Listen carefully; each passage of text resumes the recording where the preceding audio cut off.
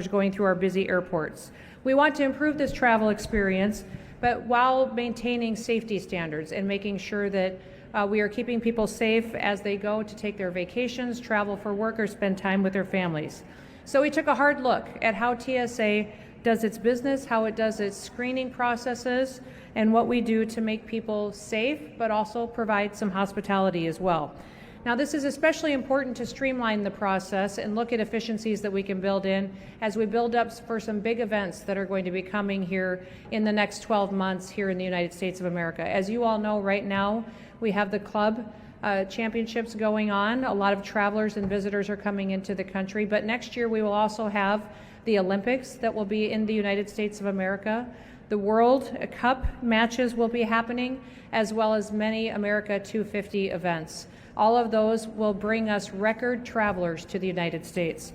Many, many people will be on airlines traveling in and out of our airports, and it's important that we find ways to keep people safe, but also streamline and make the process much more enjoyable for every single person. TSA first implemented the no shoes policy in 2006, almost 20 years ago. And in those 20 years, since that policy was put in place, our security technology has changed dramatically. It's evolved. TSA has changed. We have a multi-layered, whole of government approach now to security and to the environment that people anticipate and experience when they come into an airport that has been honed and it's been hardened. We are very confident that we can continue to provide hospitality to folks and for American travelers and for those visiting our country while maintaining the same standard of security for passengers and for our homeland. The key to our approach is layered security. Passengers will still pass through multiple layers of screening. They'll also go through identity verification, and in fact, TSA has recently experienced some fantastic success with implementing Real ID. As you know, Real ID was put into statute over 20 years ago, and we recently put that into place that it went seamlessly. In fact, right now we are experiencing over 94% compliance with passengers who come through our airports and screening processes with Real ID compliant identification. Now, as you know, most of those IDs, if they're driver's licenses, they'll have a star in the right-hand corner. They may use other federally recognized identifications such as passports or tribal IDs or military IDs. But many people thought that when Real ID was implemented that it would be difficult. It would, some in the mainstream media talked about it being Armageddon, that it wouldn't be able to happen, and it has happened seamlessly because of the hard work of those who work within TSA and because of our security officers who worked very hard to make sure that passengers were compliant, but to do it in a way that facilitated their traveler. So please, I'd encourage all Americans to still go out there if you don't have your Real ID yet. It does help us identify who you are and keep passengers safe, and we would encourage you to go so and to do that. Now, we're just getting started. We've implemented several transformational changes at TSA and our security checkpoints already just since the Trump administration has come into office. We have recently piloted different types of security lanes. We have family lane security checkpoints that are open at several airports that allow families to get screened separately from other people so that it can be very accommodating for them and their experience with children or small babies. We also have implemented around some of our air bases and facilities the ability to have a military lane that expedites the process for those who currently served in our armed services, those who are stepping up to defend our freedoms, that they can have a security checkpoint specifically dedicated to them and in those areas where we see high traffic volumes of those who serve. With this no shoes policy, we anticipate that Americans and travelers and those coming into our country will be very excited that they will no longer have to remove their shoes. The one thing that I will say is that doesn't mean that there won't be times once in a while where someone will have to remove their shoes. If they get put into a different situation or need additional layers of screening where that may be asked of them. But overwhelmingly, the policy will be that no longer will that be required of every single person that comes to a checkpoint. The golden age of America is here. We're so excited that we can make the experience for those individuals traveling throughout our airports in the United States much more hospitable, more efficient for them, more timely, and that they can get to their destinations and spend much more time with their loved ones and with their families and with those accomplishing great things for their future. So with that, I will open it up to any questions that any of you may have. Yes, ma'am.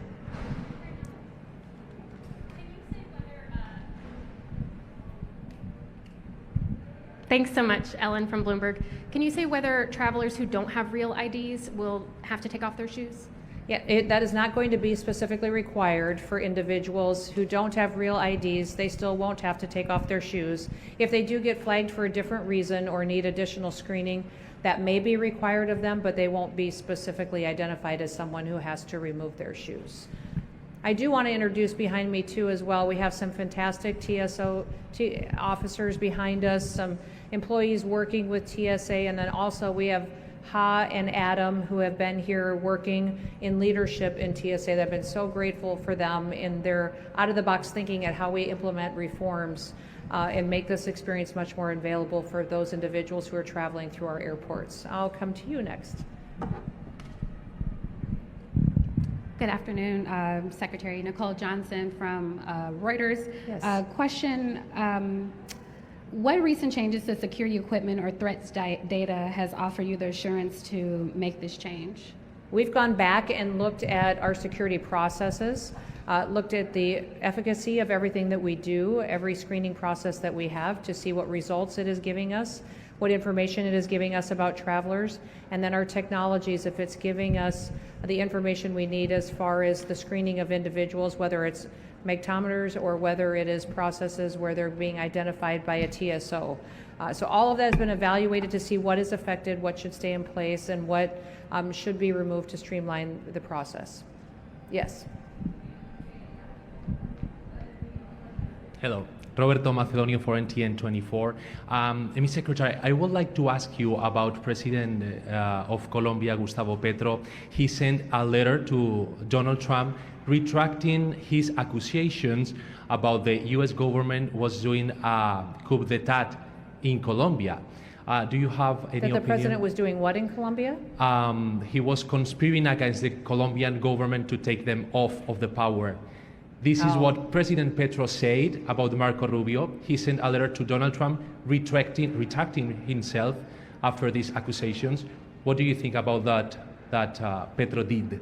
Well, I won't speak to that today since we want to focus on the American security here at our airports today. But I know that President Trump is working very hard to build relationships with all countries in order to make sure that we are returning their citizens back home that may be in our country illegally committing crimes.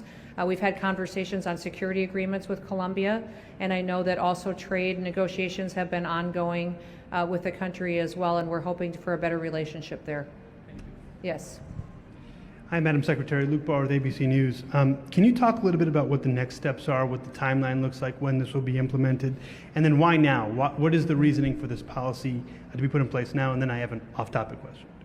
Well, as soon as President Trump came into office, he encouraged all of us as cabinet secretaries to evaluate every agency and department, see what we can do to save taxpayers money, keep more money in their pockets, to give them more opportunities to enjoy their freedoms and liberties, to keep them safe. And certainly that is my job as Homeland Security Secretary, is to evaluate everything that we do and make sure that we're protecting American citizens here in our homeland. So in working with TSA, we've gone back and evaluated all of our security screening processes and looked at how effective they've been, if they've yielded the results that we want, what kind of technologies can we implement that will keep people safer. I'm excited about the fact that we have the big, beautiful bill that has been signed and put into law. That'll give us resources that we can continue to invest in new technologies. That gave us the opportunity to focus on exit lanes. We can implement technologies there, new screening processes that will help us screen your bags faster, make sure that when we're going through checkout lanes and security lanes that we have the ability to scan individuals. Potentially, if people choose to opt in, use biometrics to identify